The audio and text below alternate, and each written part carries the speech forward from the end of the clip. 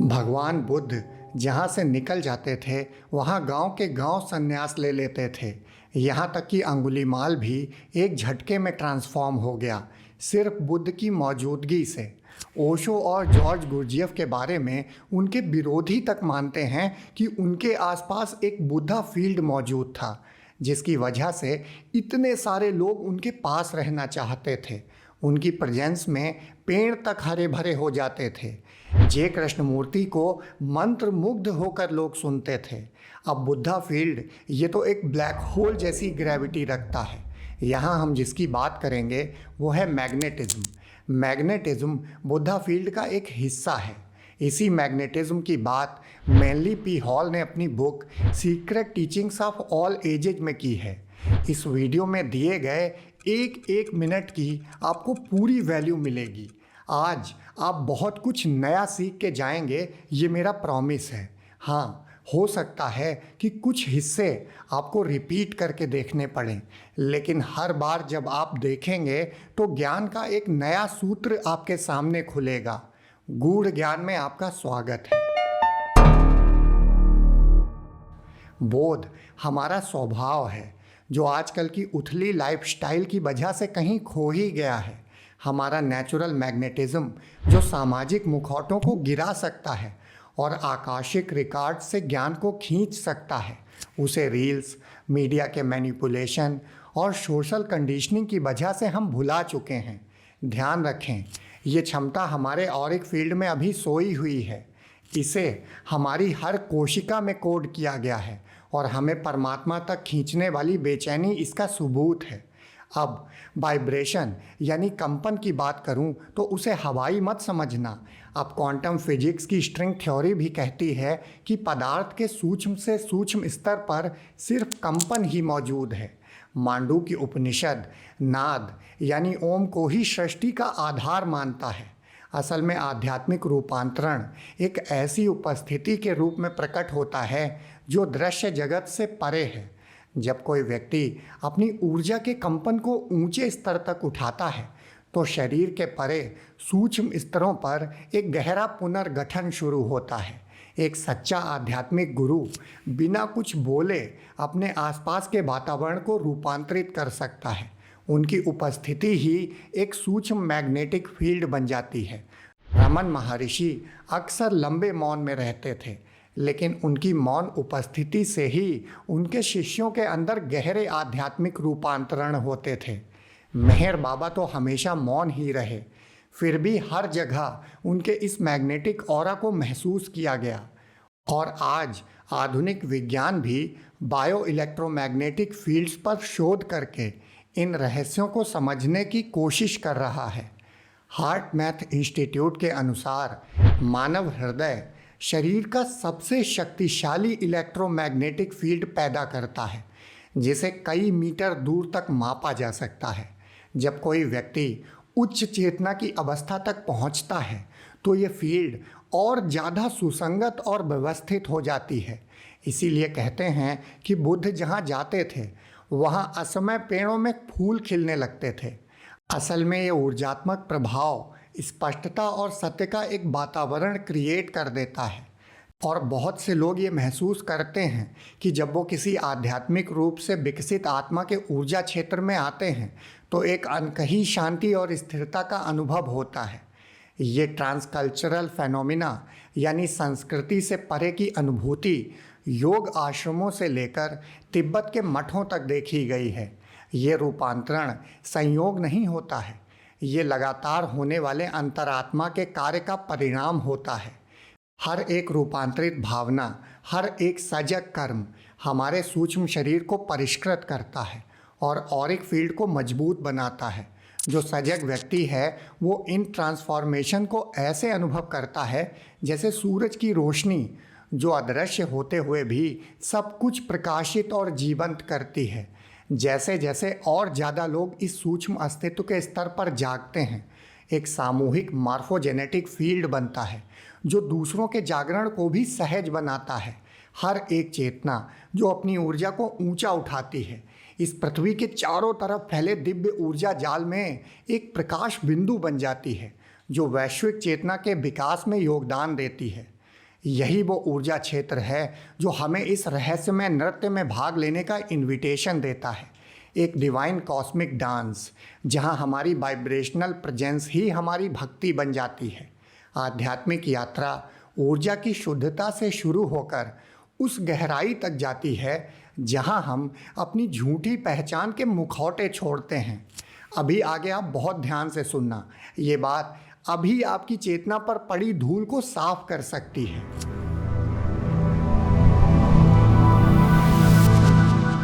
Karl Jung की analytical psychology में एक शब्द है परसोना। परसोना का मतलब है वो सामाजिक चेहरा जो हम दुनिया को दिखाते हैं, एक बनावटी सुरक्षात्मक परिधान जो हमें डेली लाइफ में काम आता है। और यही विचार आश्चर्यजनक रूप से हेलेना ब्लावात्स्की की थियोसॉफिकल शिक्षाओं में भी मिलता है, जैसा कि हेलेना ब्लावात्स्की ने आइसिस अनवील्ड में डिटेल से बताया है।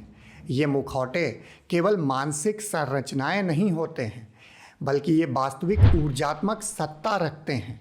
मानव एक प्याज की तरह है जिसमें भ्रम की बहुत सी परतें होती हैं। जॉर्ज गुरजियफ इस प्रक्रिया को चेतना के जागरण के लिए आवश्यक डिकंस्ट्रक्शन कहते हैं, यानी इन परतों को एक एक करके खोलना। हर परत शरीर के साथ झूठी पहचान, संस्कारित विचारों और समाज के दिए गए रोल से जुड़ी होती है। कार्ल जुंग ने जिस प्रक्रिया को इंडिविजुएशन कहा, यानी खंडित व्यक्तित्व के टुकड़ों को जोड़कर संपूर्णता की तरफ बढ़ना, वही प्रक्रिया जब गूढ़ ज्ञान के दृष्टिकोण से देखी जाती है तो एक दिव्य आयाम ले लेती है और इन ऊर्जाओं को मुक्त करती है जो इन झूठी परतों को बनाए रखती हैं। ये प्रक्रिया उन ऊर्जात्मक मुखौटों का ढीलापन है।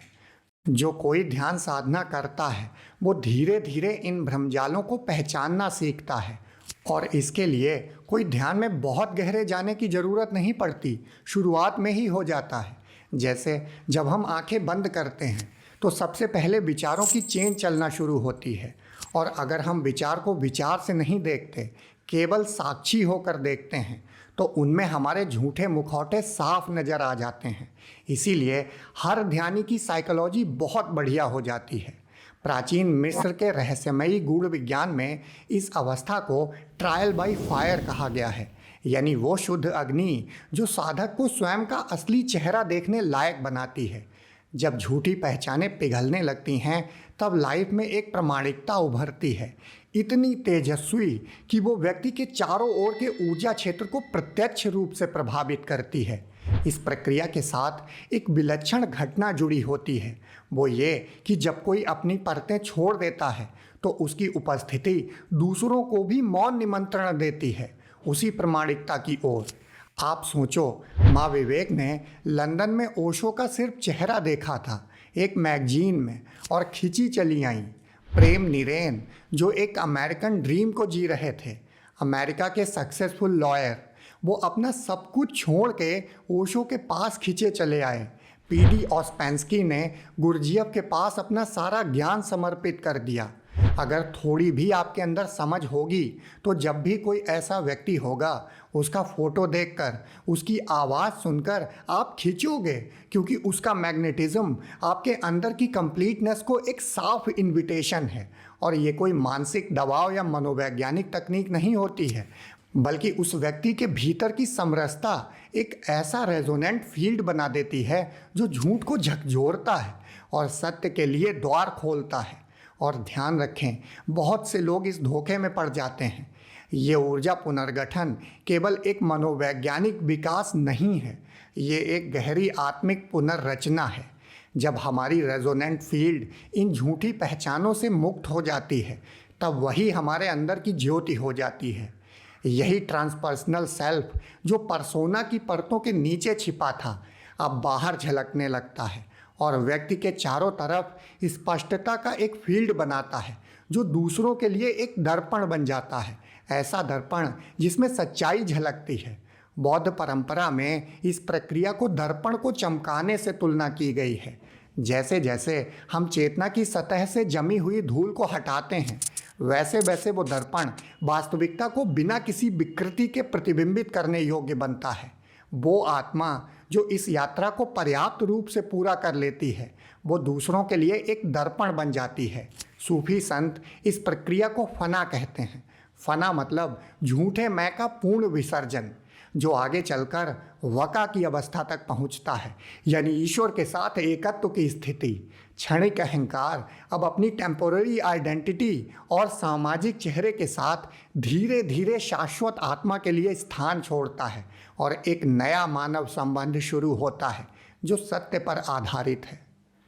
जानते हैं, इस आंतरिक रूपांतरण को एल्केमी में रुबेडो कहा गया।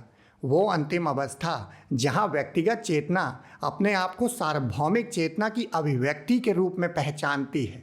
मज़े की बात है कि जो शुरुआत में नुकसान जैसा लगता था, मतलब अपनी झूठी पहचानों को छोड़ना, वही बाद में सबसे बड़ा फायदा बनकर सामने आता है, अपनी मौलिक सत्ता से पुनर्मिलन। लेकिन इस प्रोसेस में बहुत से लोग गुरु के पास से भाग जाते हैं और झूठे गुरु इन मुखौटों को फुसला के खूब फायदा उठाते हैं। खैर, जैसे जैसे और लोग इस सच्ची आत्म खोज की यात्रा पर निकलते हैं, एक कलेक्टिव रेजोनेंस फील्ड बनता है जो दूसरों के जागरण को और सहज बना देता है। समझ लें कि हर वो आत्मा जो अपने मुखौटे हटाती है वो दूसरों के लिए मौन उत्प्रेरक बन जाती है, एक ऐसी संस्कृति के लिए जो पारदर्शिता और सत्य को सम्मान देती है, न कि आजकल की तरह सतही मुखौटों को। ये जो प्रक्रिया है परतों को हटाने और सेल्फ रेवलेशन की, वही ज़मीन तैयार करती है उस समझ के लिए कि कैसे ईगो स्ट्रक्चर्स यानी हमारी मैं की संरचनाएं धीरे धीरे परिष्कृत होती हैं और फिर इतनी पारदर्शी हो जाती हैं कि उनसे आत्मा की वास्तविक दिव्यता झलकने लगती है। वही दिव्यता जो हमारे अस्तित्व का सबसे गहरा सार है।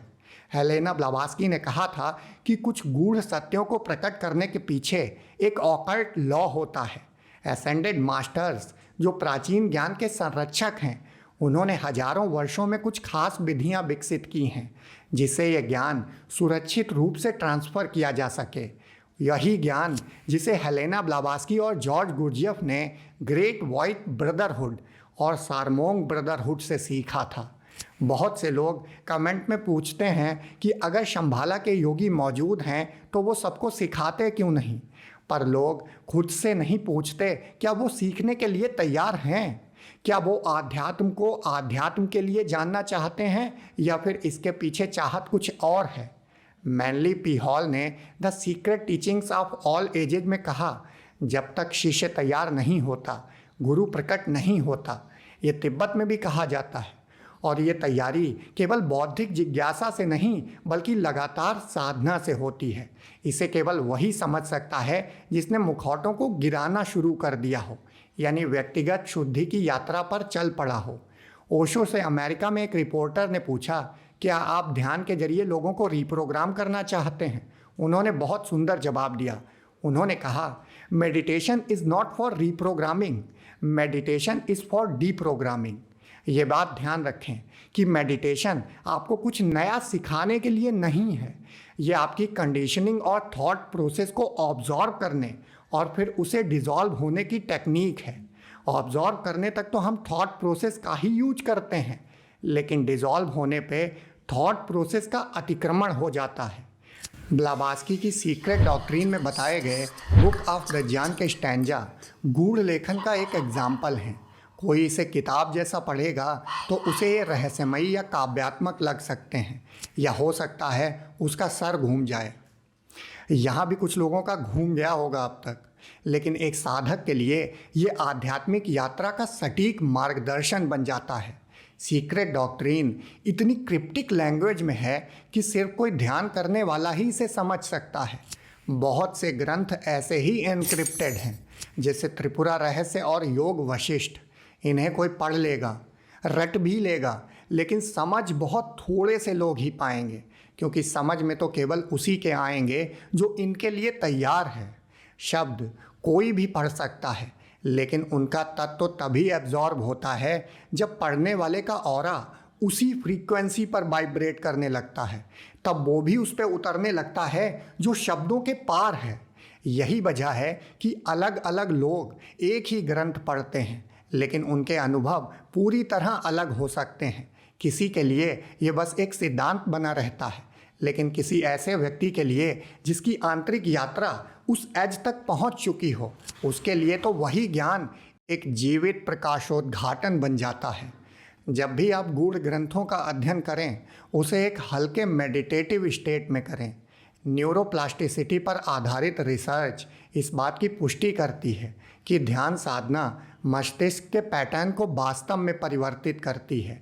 ध्यान पर किए गए कई शोध, जैसे 2011 में हार्वर्ड यूनिवर्सिटी की एक रिसर्च में पता चला कि ध्यान अभ्यास से मस्तिष्क के कुछ हिस्सों जैसे हिप्पोकैम्पस में ग्रे मैटर की डेंसिटी बढ़ जाती है, जो सीखने और आत्मचेतना जैसी क्षमताओं से जुड़े होते हैं।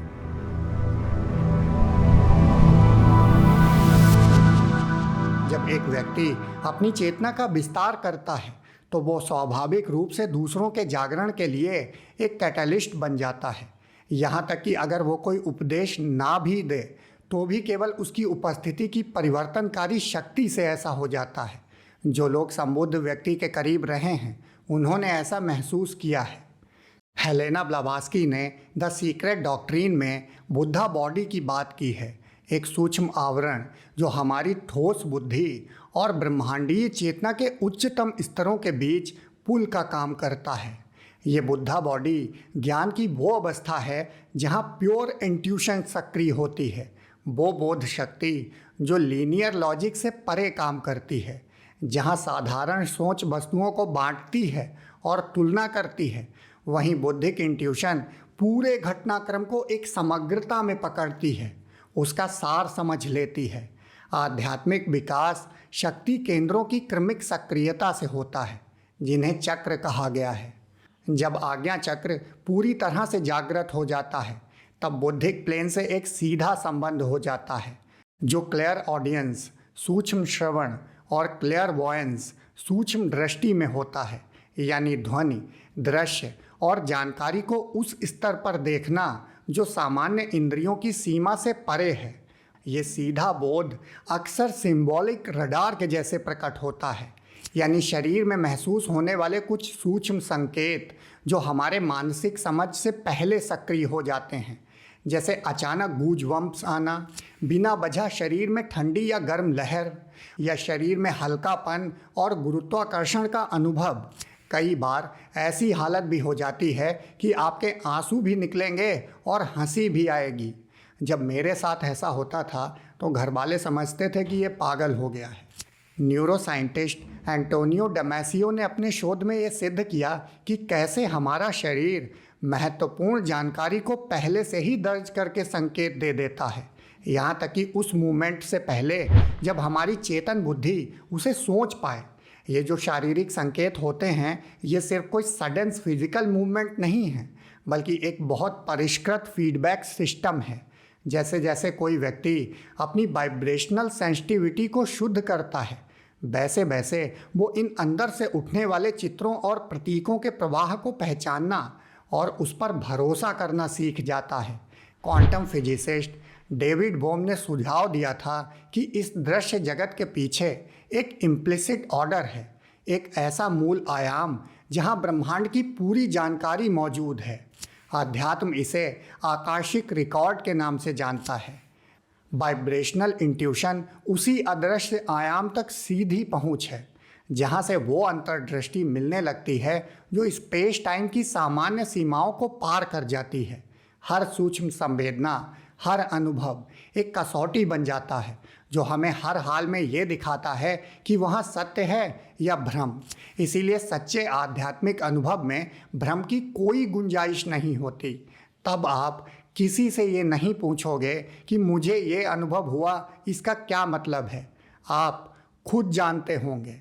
जीतू कृष्णमूर्ति ने बार बार चॉइसलेस अवेयरनेस पर जोर दिया, एक ऐसी सजगता जिसमें हम सीखने वाले की अव्यक्त ज़रूरतों को भी पकड़ सकते हैं।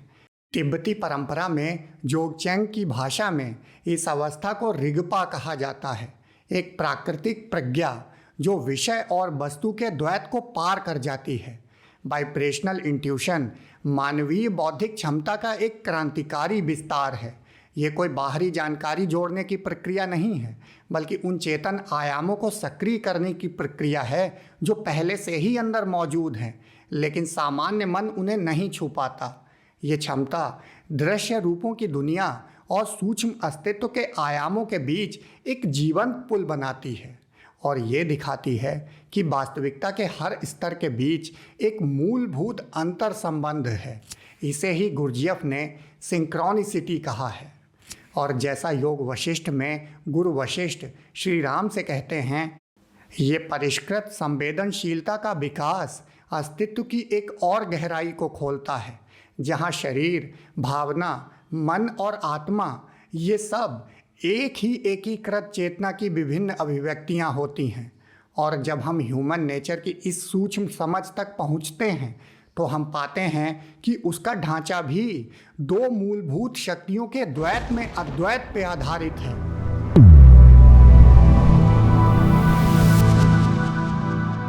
हेलेना ब्लावास्की ने सीक्रेट डॉक्ट्रिन में कहा है कि ब्रह्मांड आत्मा यानी पिता और पदार्थ यानी माता की संतान है। ये समझ कोई द्वैत नहीं है, बल्कि इन शक्तियों के पूरक होने को दिखाती है और ये कॉस्मिक पोलैरिटी हर व्यक्ति के अंदर भी मौजूद है। इसीलिए असली आध्यात्मिक विकास इन पूरक ध्रुवों की यूनिटी की तरफ ही ले जाता है। ये यूनिटी हमारे बोध के रूप में जन्म लेती है। संबुद्ध व्यक्ति की आवाज़ में पुरुषों जैसा ओज और स्त्रियों जैसी सौम्यता होती है एक ही समय में, और इसीलिए इनकी वाणी में एक ज़बरदस्त आकर्षण होता है। लेकिन इस टोटलिटी को अपने अनुभव में लाने के लिए आध्यात्मिक साधना की ज़रूरत होती है। साधना से ही हम अपने अंदर की दिव्य चेतना को पहचानना शुरू करते हैं और तब हमें अनुभव होता है कि हम ही ब्रह्म हैं। लेकिन इस अनुभव के लिए अभी आपको साधना शुरू करनी होगी। ध्यान उसका एक मार्ग है। आपने वीडियो को यहाँ तक देखा, उसके लिए आप सभी का धन्यवाद।